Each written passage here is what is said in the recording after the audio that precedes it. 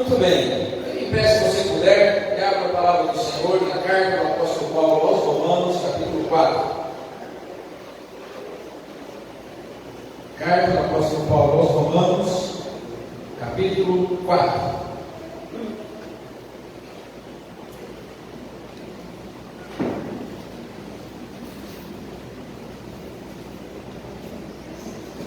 Glória a Jesus. O que diremos então a respeito de Abraão, nosso pai segundo a carne? O que foi que ele conseguiu? Porque se Abraão foi justificado por obras, tem do que se orgulhar, porém não diante de Deus. Pois o que diz a Escritura? Ela diz: Abraão creu em Deus e isso lhe foi atribuído para a justiça. Ora, para quem trabalha, o salário não é considerado como favor, mas como dívida. Mas para quem não trabalha, porém crê naquele que justifica o ímpio, a sua fé lhe é atribuída como justiça. E é assim também que Davi declara ser bem-aventurado aquele a quem Deus atribui justiça, independentemente de obras. Davi disse: bem-aventurados aqueles cujas transgressões são perdoadas e cujos pecados são cobertos. Bem-aventurado aquele a quem o Senhor jamais atribuiu pecado. Esta bem-aventurança vem apenas sobre os circuncisos, ou será que ela vem também sobre os incircuncisos? Porque dizemos: a fé foi atribuída a Abraão para a justiça. Como, pois, que foi atribuída? Estando ele já circuncidado, ou sendo ainda incircunciso? Não foi no regime da circuncisão, mas quando ele ainda não havia sido circuncidado. E Abraão recebeu o sinal da circuncisão como selo de justiça da fé, que teve quando ainda não havia sido circuncidado. E isso para que ele viesse a ser o pai de todos os que creem, embora não circuncidados, a fim de que a justiça fosse atribuída também a eles. Ele é também pai da circuncisão, isto é, daqueles que não são apenas circuncisos, mas também andam nas pisadas da fé que teve Abraão, nosso pai, antes de ser circuncidado. A promessa de que seria herdeiro do mundo não veio a Abraão ou a sua descendência por meio da lei, e sim por meio da justiça da fé. Pois se os da lei é que são herdeiros, anula-se a fé, cancela-se a promessa, porque a lei suscita ira, mas onde não há lei também não há transgressão. Essa é a razão porque provém da fé, para que seja segundo a graça, a fim de que a promessa seja garantida para toda a descendência, não somente a descendência que está no regime da lei, mas também a descendência que tem a fé que Abraão teve, porque Abraão é pai de todos nós. Como está escrito: eu o constituí por pai de muitas nações, diante daquele em quem Abraão creu, o Deus que vivifica os mortos e chama à existência as coisas que não existem. Abraão, esperando contra a esperança, creu, para vir a ser pai de muitas nações, segundo lhe havia sido dito: assim será a sua descendência. E sem enfraquecer na fé, levou em conta o seu próprio corpo, já amortecido, tendo ele quase 100 anos, e a esterilidade no ventre de Sara. Não duvidou, por incredulidade, na promessa de Deus, mas pela fé se fortaleceu, dando glória a Deus, estando plenamente convicto de que Deus era poderoso para cumprir o que havia prometido. Assim também isso lhe foi atribuído para a justiça. E as palavras lhe foi atribuído foram escritas não somente por causa dele, mas também por nossa causa, visto que a nós igualmente nos será atribuído, a saber, a nós que cremos naquele que ressuscitou dentre os mortos a Jesus, nosso Senhor, o qual foi entregue por causa das nossas transgressões e ressuscitou para a nossa justificação. Ó Deus, nós estamos diante da Tua palavra mais uma vez. Precisamos de graça, precisamos de misericórdia, precisamos que o Senhor seja propício a nós pecadores dessa manhã. Senhor, fala conosco, toca o nosso coração. Senhor, que o Teu Espírito Santo aplique a Tua palavra na nossa vida nessa manhã, para que possamos ser conformados à imagem de Cristo e não a este mundo em que nós vivemos. Que nós possamos, ó Deus, viver a Tua vontade e não a nossa. Que possamos glorificar o Teu nome e não buscar o nosso próprio prazer. Porque estamos aqui para a Tua glória. e assim queremos permanecer. Cumpre o teu propósito para nós essa manhã. Glorifique o teu nome da nossa vida. Te suplicamos em nome de Jesus. Amém. Sentai-vos. Permaneça com sua Bíblia aberta, por favor, no texto, para que possamos juntos compartilhar essa palavra, aplicar ao nosso coração e, com a ajuda do Espírito Santo, trazer as mudanças que são necessárias para que nos conformemos à imagem de Cristo um pouco mais e cumpramos o propósito de Deus para nós. Amém? Imagine um relógio antigo, cheio de detalhes, que pertencia ao seu avô.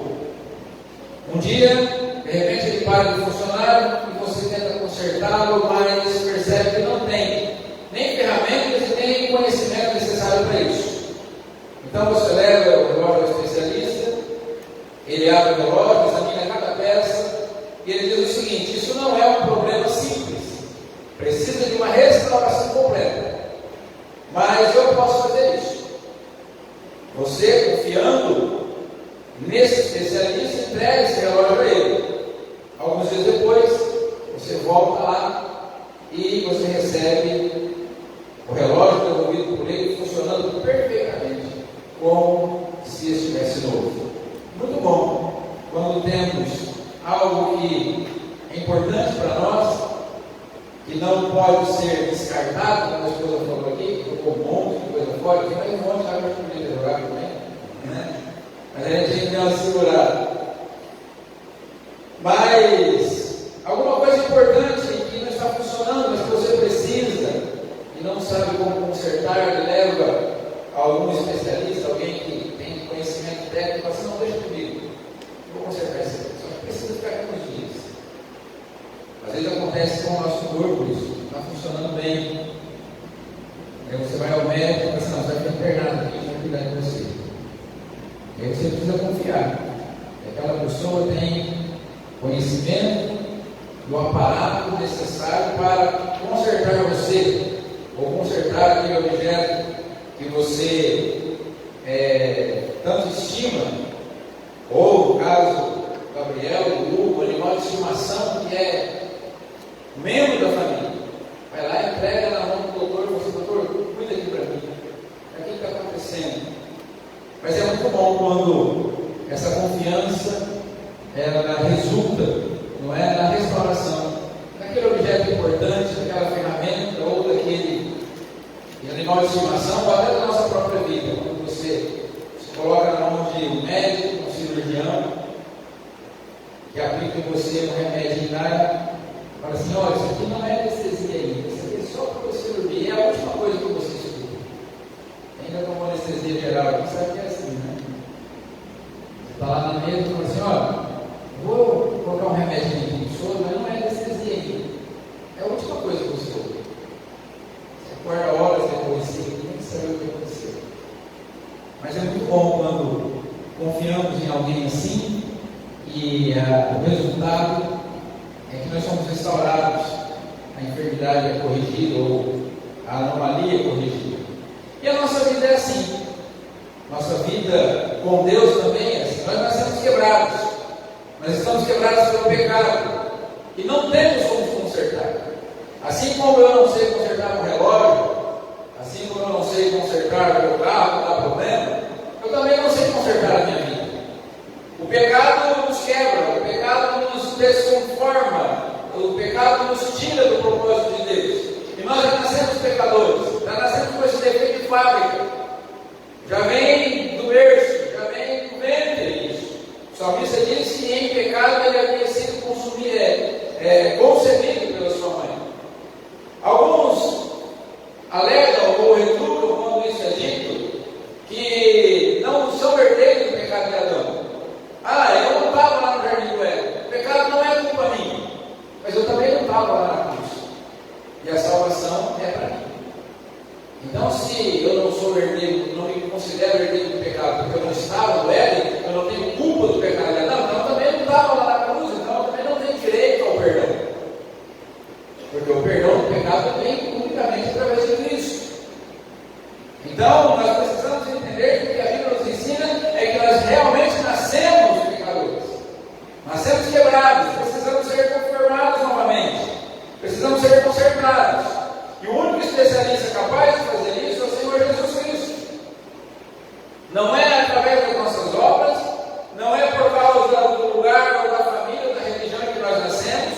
mas é simplesmente através de Cristo. E aqui no capítulo 4 da carta aos Romanos, o apóstolo Paulo nos mostra que a fé é o único meio pelo qual Deus pode nos restaurar, e não por causa dos nossos próprios esforços.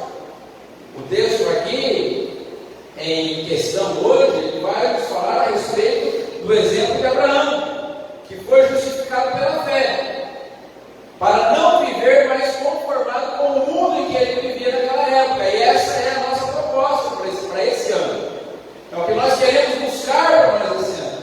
Uma não conformidade com o mundo, uma transformação na nossa mente e no nosso relacionamento com Deus. Então nós vamos explorar essa verdade e descobrir como Jesus ele vai nos desafiar a não estarmos conformados com o mundo, usando aqui o exemplo da fé de Abraão. E por que Abraão? Mais de 55%, de 55% a 60% da população mundial professa uma fé que tem origem em Abraão. Porque Abraão é o pai dos cristãos, Abraão é o pai dos judeus e Abraão é o pai dos muçulmanos. Os muçulmanos também creem que Abraão são descendentes de Abraão, assim como os judeus e assim como os cristãos. E se você juntar toda a população de cristãos, judeus e muçulmanos que há no mundo, dá mais de 55% da população mundial. Entre 55% e 60%. Cristãos são a maioria, os muçulmanos vêm em segundo lugar e os judeus em terceiro. Então, o exemplo de Abraão é para nós importante, para que entendamos como que Cristo nos conserta, como é que Cristo nos conforma de novo, como é que Cristo nos justifica. Porque Abraão não foi justificado por si mesmo.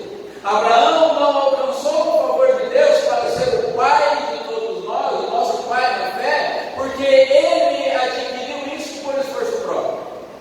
Mas foi por causa da fé que ele teve no Senhor. Foi por causa da sua atitude de fé que ele foi declarado justo, que a justiça lhe foi atribuída para que ele se tornasse o pai de muitas nações, como a gente vê hoje em dia. E nós vamos olhar para o capítulo 4 e nós vamos ver aqui alguns momentos em que a palavra do Senhor nos vai falar a respeito disso, do exemplo dele. Nos versículos 1 a 8, nós vamos ver a fé de Abraão como um modelo de justificação pela graça. Nos versos 9 a 17, nós vamos ver a fé de Abraão como uma fé que desafia a lógica humana. Nos versos 18 a 25, nós veremos que a fé que Abraão expressou e que fez com que ele alcançasse o favor diante de Deus é uma fé que não se conforma com esse mundo. E depois, finalmente, nos versos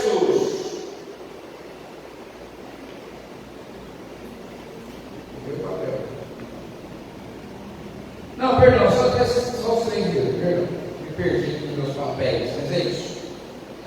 Então, os versos 18 a 25 é a fé que não se conforma com esse mundo. Serão esses 3 momentos. Nós vamos usar algumas argumentações de alguns comentaristas que nos ajudarão e também cresceremos junto no desenvolvimento desse assunto. Amém? Estamos juntos até aqui? Muito bem. Então, versos 1 a 8. A fé de Abraão, um modelo de fé para a justificação pela graça. Paulo vai começar aqui falando sobre Abraão, que é o nosso pai da fé, e perguntando o que Abraão descobriu pela justificação. O que diremos do nosso antepassado? Se de fato ele foi justificado por obras, ele tem que se gloriar, mas não diante de Deus. Que diz a Escritura, o que diz a Escritura? Abraão creu em Deus e isso lhe foi acreditado como justiça. Ou seja, qual é o mérito de Abraão? Qual é a vantagem que Abraão tem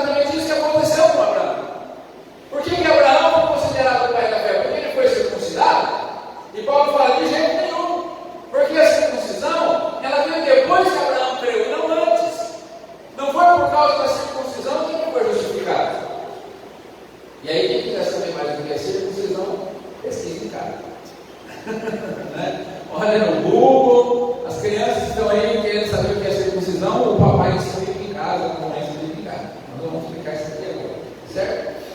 Mas é um sinal físico, uma marca na carne da pessoa, no corpo da pessoa, da fé que ela já tinha, e não algo para alcançar mérito diante de Deus. Não era uma cirurgia feita ou uma deformação provocada no corpo para que se alcançasse justiça. Então Paulo está falando aqui, Abraão foi justificado porque se circuncidou? Não. A circuncisão foi apenas um sinal da promessa, um sinal da aliança, assim como para nós é o batismo. A gente é salvo porque a gente batiza? É o batismo nas águas que nos traz salvação? Como alguém já disse uma vez para mim, que precisa ser batizado em água corrente, que aí leva o pecado embora. Você vê, se água lavasse o pecado, Jesus veio aqui a pouco. Jesus não precisava ter vindo aqui, então era só cada um descer do lado, tomar um banho e estava tudo certo. O batismo não é a prova ou a causa da nossa fé ou da nossa justificação. É uma marca, é um selo, é uma atestado de que nós realmente cremos no Senhor. O batismo não salva ninguém. Constantino, quando se converteu, ele cometeu o cúmulo de ficar sem se batizar até no leito de morte, porque ele tinha medo de se batizar e pegar depois. E ir para o inferno. Então Constantino permaneceu sem ser batizado até o leito. Quando ele viu que ia morrer, ele batizou porque ele tinha que pecar mais depois de batizar. Já vi crente que não deixa o filho batizar, porque depois de batizado não vai pecar mais. Quer dizer que não é batizado, pode. Né? Quem não é batizado pode fazer o que quiser. Mas batizou, ele já não pode mais. Não, pecado de batizado e não batizado é a mesma coisa. Não dá nada. Não tem diferença nenhuma. Não é? O batismo é uma ordenança. Jesus mandou que fôssemos batizados. Mas para ser salvos, não. Para mostrar que nós queremos no Senhor. Então, assim, Paulo pergunta: Abraão obteve o favor de Deus antes da circuncisão ou depois? Antes da circuncisão. Porque ele creu em Deus e isso que foi atribuído para a justiça, independente da circuncisão. Mas aí então ele vem outro argumento: mas então, e a lei? Foi por causa da lei? Paulo fala assim: e Abraão não creu? Foi antes da lei ou depois da lei? Antes da lei. Não tinha lei. Mas lembramos aqui, nós sabemos que Abraão, não é? Eles que já conhecem há mais tempo, alguns não conhecem, mas a maioria sabe que Abraão foi pai de Isaac, que foi pai de Jacó e Esaú. Jacó foi pai de um monte de filhos lá, levou o povo para o Egito. Depois de 430 anos, ele sai do Egito, liderado por Moisés, aí vem a lei. Muito depois de Abraão. Então Abraão foi justificado pela lei. Aqueles que guardam a lei, que são justificados porque guardam a lei, de jeito nenhum. Porque Abraão foi justificado por Deus muito antes de existir a lei. Então não é uma questão de lei, não é uma questão de sacrifício, não é uma questão de obras, mas é uma questão de fé. E a fé de Abraão, ela é um motivo, é um modelo de justificação pela graça. É porque ele creu nisso que foi atribuído por justiça. E eu e você, quando cremos em Jesus, a graça de Deus foi sobre nós, e nós não precisamos fazer absolutamente nada para ser salvos. Mas é claro que uma vez temos sido salvos, isso transparece nas nossas atitudes, nas nossas obras, em tudo que fazemos, porque é o fruto do Espírito em nós, e não a causa da nossa salvação. Amém? Portanto, nós precisamos aprender que ele não foi justificado pelas obras, mas porque ele creu na promessa de Deus. Deus prometeu, Deus chamou: Abraão, sai do meio, sai dessa conformidade com o mundo que você está vivendo. Você vai para uma terra que eu vou te mostrar, e lá eu vou fazer com você uma grande nação. Você vai ser uma bênção, você vai abençoar todas as famílias da terra. E isso fez com que Abraão cresça e saísse do meio do mundo em que ele vivia, e não há mérito algum nisso. Não há mérito algum em Abraão ter tomado a atitude que tomou. Ele simplesmente respondeu à graça de Deus, que é o que eu e você precisamos fazer. Uma vez tendo sido alcançados pela graça, nós devemos responder a ela. Ele não fez nada para merecer a justificação, mas simplesmente creu. E eu e você também não podemos achar que somos justificados por obras, mas apenas pela fé em Jesus Cristo. Precisamos aplicar ao nosso contexto e não ficar tentando comprar a salvação com boas ações. Ah, Deus vai me abençoar porque eu minha vida hoje. Ah, Deus vai me abençoar porque hoje eu tenho imóvel. Ah, Deus vai me abençoar porque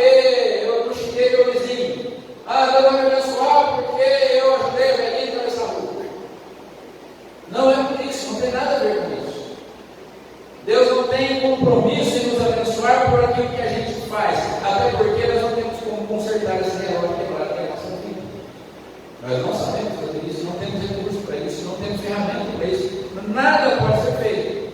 Mas eu e você, ao invés de tentarmos comprar a salvação com as nossas boas obras, nós precisamos crer na palavra do Senhor, conforme o próprio apóstolo Paulo aqui fala aos Efésios, e como eu já citei para vocês, o caminhão de vez, eu vou citar de novo agora, é o meu versículo favorito da Bíblia. Efésios 2,8: pela graça sois salvos por meio da fé. E isso o que, pastor? A fé não vem de nós, é o dom de Deus, e não vem das obras, para que ninguém se glorie. Mas, pastor, você vai repetir isso mais uma vez? Vou, mas um monte, até o dia eu morrer. Eu cantei agora há pouco aqui, até morrer eu não vou para lá. Por quê? Porque eu não posso achar dia nenhum na minha vida. Eu estou aqui porque eu mereço. Eu estou aqui por causa da graça. Porque a graça me alcançou. Porque Deus me deu a condição de crer nele, para me tornar justificado diante do Senhor. Portanto, eu e você precisamos aprender que Jesus Cristo é o cumprimento da promessa feita a Abraão. Quando Abraão recebe a promessa, está recebendo a promessa de que, através dele, todas as famílias da terra seriam abençoadas. E quem que veio como descendência de Abraão? Jesus Cristo, nosso Salvador. E ele pagou o preço da nossa redenção. E através dele, eu e você somos justificados, eu e você somos restaurados. Agora, como nós temos vivido? Temos tentado consertar a nossa vida sozinhos? Será que eu estou consertar alguma coisa que eu vou estragar? Não? Ah, isso aqui não está funcionando bem, eu vou consertar isso aqui. Fica muito pior. Né? Tem coisa lá em casa que eu assim, vou pôr a mão nisso aqui não. Não vou colocar a mão nisso aqui. Ah, mas é facinho, mas não vou mexer nisso aqui não. A torneira pingando, ela não pinga a torneira, você deve mexer, você quebra a torneira pingando tudo. E às vezes na nossa vida é assim, a gente fica tentando consertar a nossa vida. O casamento não vai bem, vamos fazer uma viagem, viagem conserta o casamento. Vamos comprar um presente, o presente não conserta o casamento, ajuda. Mas o que conserta é a vida da gente. Vamos consertar a vida. Vamos colocar dentro de Jesus. Vamos crer na graça do Senhor. Entregar tudo na mão dele. Falar assim, Senhor, eu não dou conta da minha vida. Tem misericórdia de mim. Ele publicando aqui no peito. Senhor, você propício a mim, pecador. Já pensaram no tamanho da oração do camarada? É lógico uma parábola. Essa história não aconteceu. Eles estão contando uma parábola. Essa história não aconteceu de fato. Mas olha a oração do camarada. Senhor, tem misericórdia de mim? Eu sou um pecador. Jesus prosseguiu, saiu do templo justificado, declarado como justo. Você já imaginou você falar quantas palavras são? Senhor, tem misericórdia de mim, pecador. 5 palavras.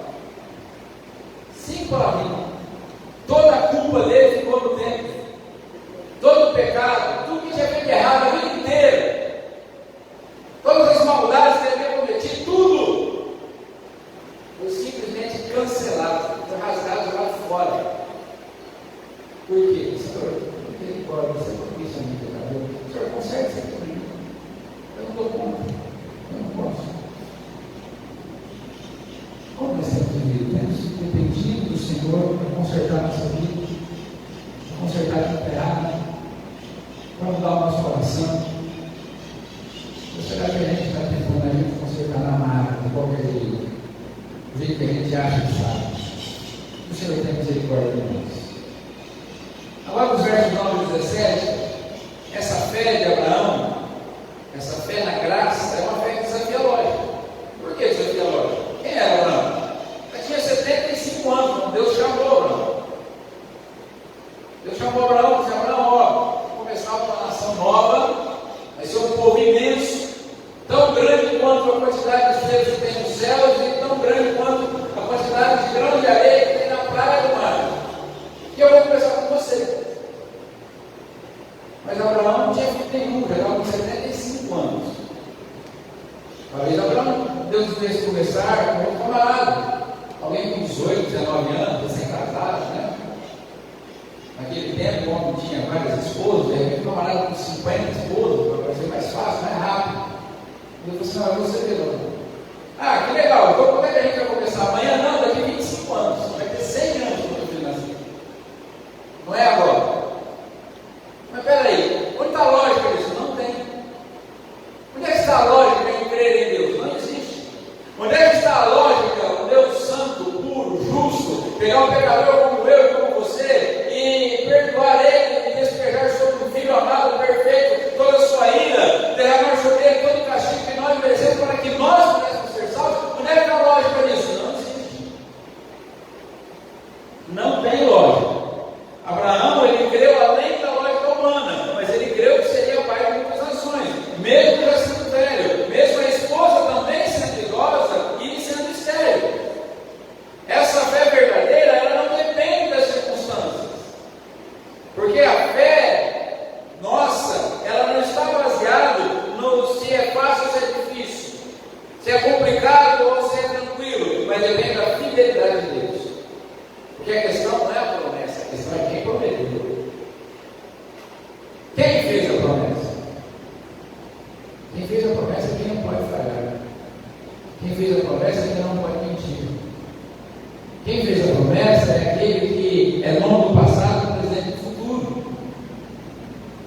Então, quando Moisés, a gente está vendo lá o Antigo Testamento, começo do ano no Antigo Testamento. E esse ano eu estou lendo a Bíblia de uma forma diferente. Eu leio uma parte do Antigo e uma parte do Novo Testamento todos os dias até o final do ano. E Deus chama Moisés lá e fala: Senhor, eu não sei falar.